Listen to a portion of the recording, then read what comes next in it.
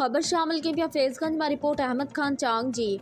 फैज़गंज थाने जी हद गोठ राज़ी खान लाशारी जे गोठाणन सोडल लाशारी, अली अकबर लाशारी, यासिन लाशारी ऐं ॿियनि जी अॻवानी में फैज़गंज पुलिस ऐं बासरनि ख़िलाफ़ एहतजाज जो मुज़ाहिरो कंदे इल्ज़ाम हयो त ॻोठ जो बासर कमालुद्दीन लाशारी, सिंगार लाशारी, न्याज़ लाशारी, फैज़ मोहम्मद लाशारी, मोहम्मद अली लाशारी, निसार लाशारी, शाहिद लाशारी असांजी ज़रई ज़मीन 8 एकड़नि ते कब्ज़ो करणु चाहिनि था।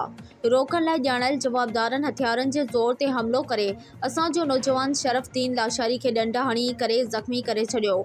फैज़गंज पुलिस मेडिकल लेटर ॾेई फैज़गंज रूरल हेल्थ सेंटर पक्का चांग दाख़िल कयो, जिथे नौजवान शरफ़ुद्दीन जी तबियत ॻणती जोगी हुजण सबबि फैज़गंज रूरल हेल्थ सेंटर पक्का चांग इंतज़ामिया नवाबशाह अस्पताल मुंतक़िल कयो।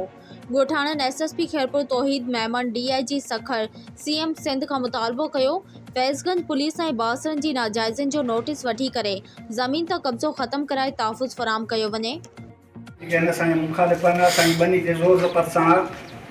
असांजे खातनि ते ई असां वटि खाता आहिनि, उन्हनि ते ज़ोर ज़बत सां असांजी ज़मीन ते घर ठाहिण जी ऐं कब्ज़े करण जी कोशिशि था कनि। हीअ असांजा खाता आहिनि ऐं उन ते असांजे पुट खे उते बेख़फ़नो करे नाला छा आहिनि जेके कब्ज़ो था कनि? सर मुंहिंजो कमालुद्दीन ऐं सर फैज़ मोहम्मद, कमालुद्दीन जा पुट सिंगार, न्याज़ ऐं साईं खे चवां फैज़ मोहम्मद जा मोहम्मद अली, निसार ऐं साईं खे चवां शाहिद अंब। त कहिड़े तव्हांजे छोकिरे खे ज़ख़्मी करे आया आहिनि? शरफ़ुद्दीन खे साईं पुलिस वटि विया हुआ? हाँ सर, पुलिस में विया हुआ। पुलिस असांखे उते ॾिनो आहे, लेटर ॾिनो आहे जेको नवाशाह सां अस्पताल में विया आहियूं, एमरजेंसी में।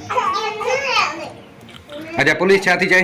पुलिस चवे थी बाबा तव्हांखे असां ॾियूं था, पहिरियों ॾिनो खैरपुर जो, पोइ वरी असां तव्हांजा विड़िया केरु?